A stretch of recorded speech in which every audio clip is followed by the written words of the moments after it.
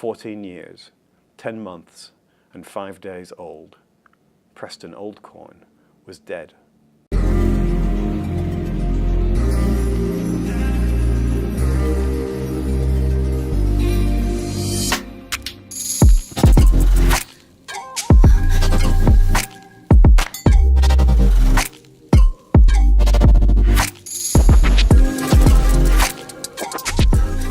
Cold Bath Street, Part 1, September 15th, 1978, 9:22 p.m.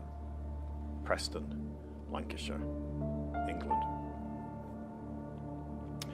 Preston Oldcorn lay quite still, eyes tight shut, trying to shrug off the cold grip of the nightmare.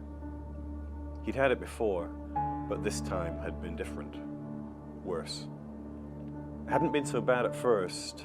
He'd merely relived a part of his walk home from Scouts, trudging alone along the dark pavement with its high hawthorn hedges and its pale and overspaced street lamps. On Woodside Avenue, he'd paused to take in the way the light behind the tree made its clutter of bare branches spiral like a cobweb. He passed the top of Heather Grove, where his window cleaner grandfather had lived and died, then turned toward Ribbleton Avenue and Greenlands. The dream replayed all of it, down to the last detail, even the part about his Scout uniform. Which was strange when he thought about it, because dreams weren't usually so realistic.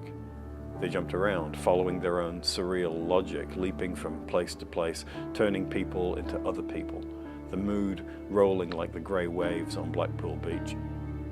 Not this one. This one had been just the same as his walk home. Every ordinary and uninteresting detail just the way it was every Friday night. Until he crossed the street. Then it had changed.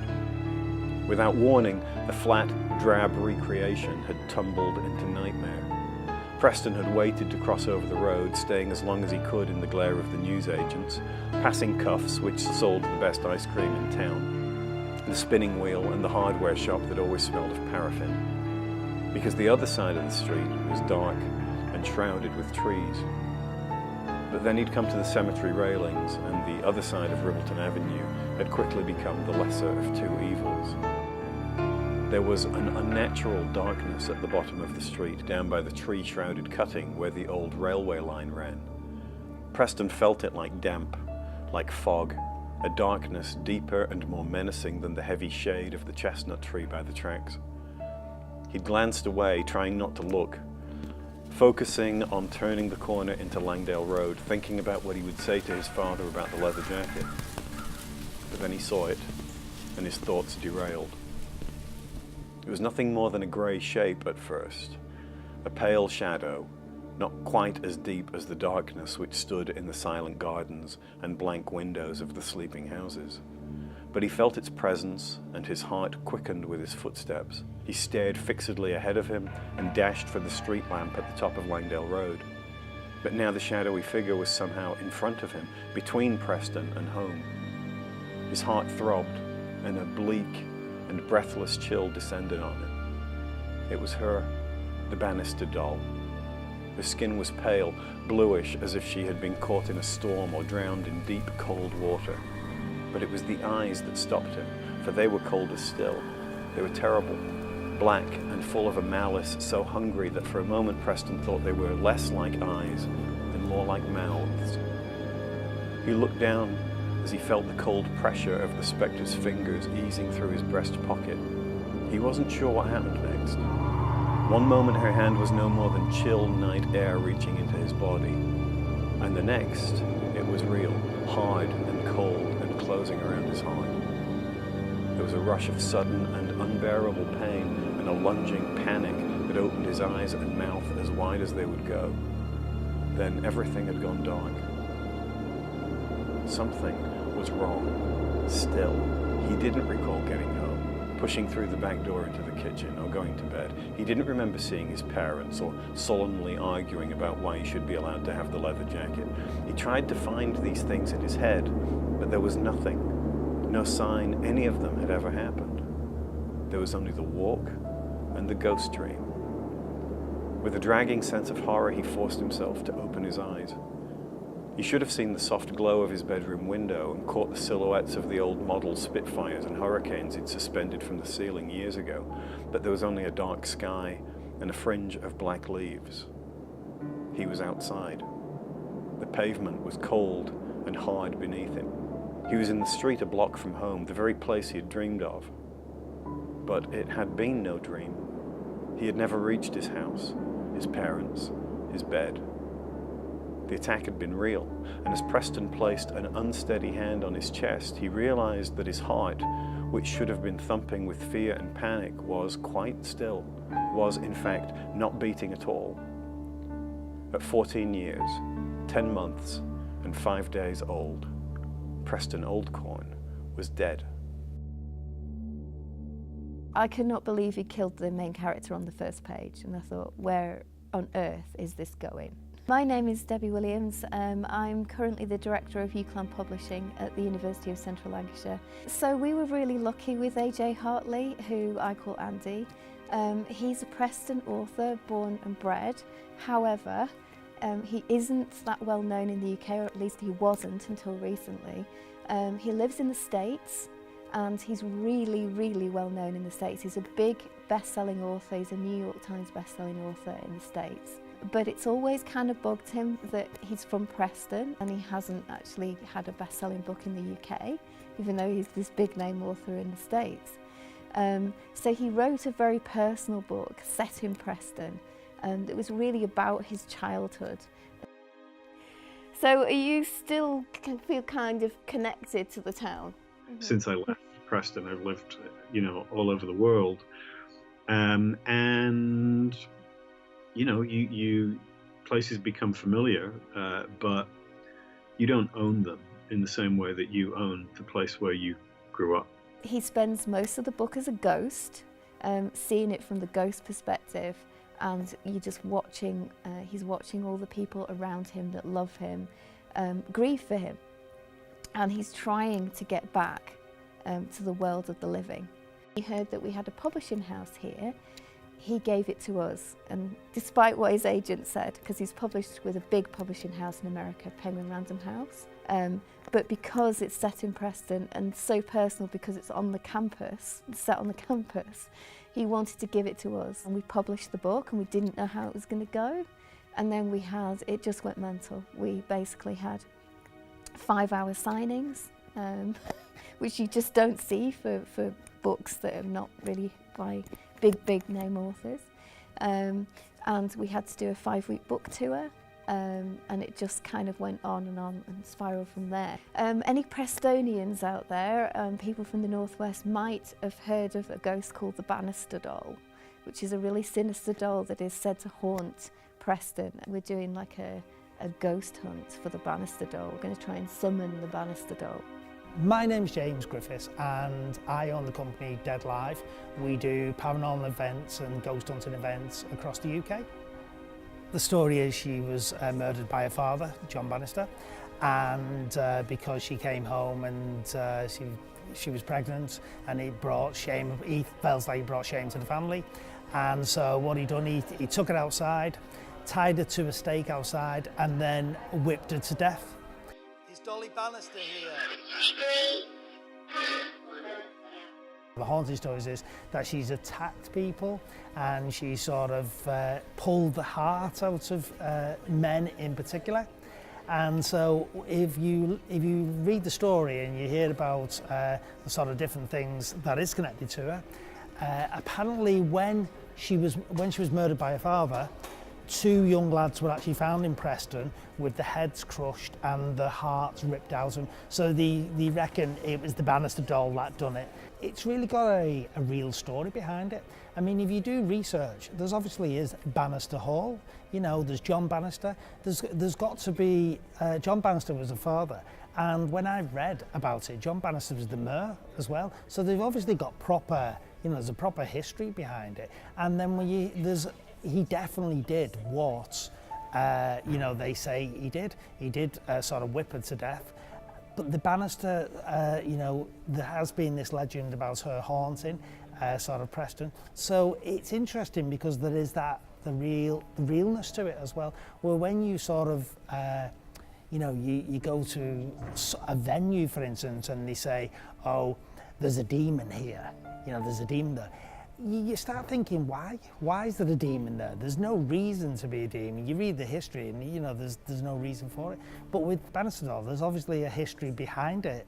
And I mean, I've read it and it sounds really, really interesting. When the Bannister doll is meant to come out and grab your heart, rip your heart out, and you're dead. The version of the story that we grew up with bore no resemblance to the one that I sort of discovered by doing some basic digging around and simple research. I mean, when we were kids, the Bannister doll was something about a banister, this stairwell, banister, and a doll, right? Because dolls are deeply unsettling at the best of times. Christopher Eccleston is doing our audiobook. He's going to be coming up and recording the audiobook of Coldbath Street in our studios here in the Media Factory. When we first talked about an audiobook, his was one of the first names that came to mind. He's got that very sort of northern sensibility, and there's a sort of intensity and a kind of bleak humour, which is very northern as well, which I like. We have full worldwide rights and dramatic rights to Coldbath Street, which means that I've got to go abroad and sell these rights to Korea, China, Japan. So I'm selling the book to be published in all those places. I had a meeting with a film company probably about an hour ago to basically try and sell the film rights to Coldbath Street. We're talking to Netflix at the moment about making the film. But Preston couldn't be dead. He was thinking, he was conscious. He was no vague spectral mist, but solid flesh and bone. He pressed his knuckles against the tarmac, and both were hard and substantial as ever. He stood up and took a step. His footfall sounded loud in the still night. He began to walk towards home, and everything was quite normal, or almost everything. The night was unusually quiet, silent really. He glanced back up to the high street, but Ribbleton Avenue, which should have at least had an occasional car, was utterly, uncannily still. There were no cats padding gingerly across the street, no movement of trees, or even any impression of a breeze. There were no flickering televisions in the windows of the houses, no sounds of radios drifting through the night, no squabbling, no parents yelling to their kids to keep the noise down. In fact, no noise at all. I'm Janet Pickering. I'm a retired teacher and I'm doing an MA in children's book illustration. I saw an advert here in the design centre, and it said they were looking for illustrators to produce frightening images. They got in touch with Hartley, the author, and he decided to go with mine. Although perhaps an author wouldn't normally be involved in the actual look of the book, because these are all students learning on the job, they wanted to be sure that an established, well-known, I think quite famous in the US author approved of what they were doing. I went and did fine art for 2 years, and now I'm about to finish my illustration course. So at the end of this I'll be an MAMA. Amazing. Which will look lovely after my name. I've worked quite a lot with the publishing department here, where students have to put out to tender all the jobs. So there's a bit of toing and froing and quite a lot of use of Skype. And we came up with this sort of style in the end. They asked for images for myths and legends.